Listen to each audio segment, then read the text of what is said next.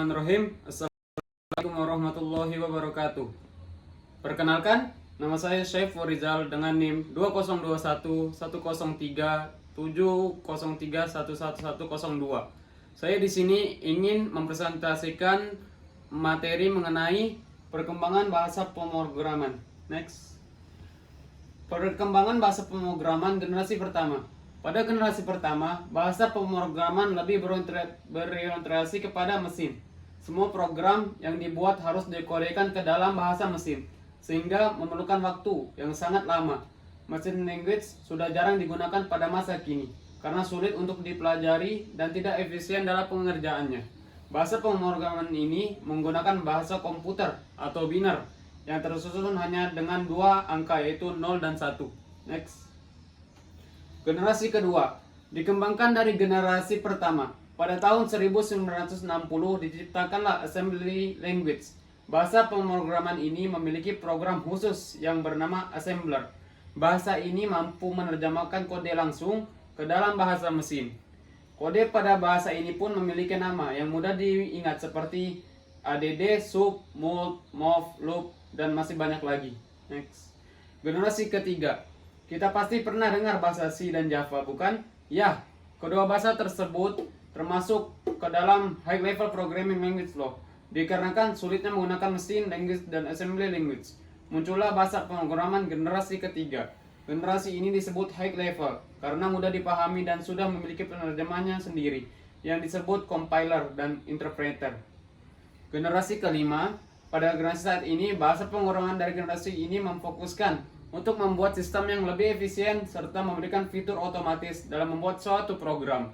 Generasi ini juga disebut sebagai intelligent programming dan very high level language atau VHLL. Salah satu contoh bahasa pemrograman dari generasi ini adalah LISP dan Prolog.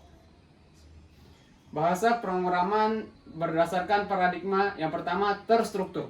Program terstruktur merupakan suatu proses untuk mengimplementasikan urutan langkah penyelesaian suatu masalah dalam bentuk program dan merupakan suatu aktivitas pemrograman yang dilakukan dengan memperhatikan setiap urutan dari setiap langkah perintah yang dikerjakan secara sistematis, logis, dan tersusun. Berbasis objek merupakan paradigma pemrograman berdasarkan konsep objek yang dapat berisi data dalam bentuk file atau dikenal juga sebagai atribut, serta kode dalam bentuk fungsi atau prosedur, atau dikenal juga sebagai metode. Semua data dan fungsi di dalam paradigma ini dibungkus dalam kelas-kelas atau objek-objek bandingkan dengan logika pemrograman terstruktur. Berdasarkan fungsi, pemrograman fungsi maupun pemrograman imperatif, setiap bahasa pemrograman memiliki kelebihan dibandingkan bahasa pemrograman. Terkadang sebuah bahasa pemrograman baru dibuat berdasarkan bahasa pemrograman yang telah ada yang digunakan. Bahasa pemrograman berdasarkan platform. Pemrograman berbasis web adalah proses pembuatan sebuah program komputer yang berdasarkan pada halaman situs yang menampilkan berbagai informasi berbentuk teks, gambar, audio, dan animasi melalui protokol hypertext. Bahasa pemrograman berdasarkan desktop adalah sebuah pemrograman di mana seseorang membuat program yang berbasis desktop. Misalnya Anda membuka aplikasi yang ada di komputer, seperti membuka aplikasi Paint. Bahasa pemrograman berdasarkan mobile. Pemrograman mobile yang ditunjukkan untuk membuat aplikasi di perangkat mobile yang dapat kita gunakan di Java.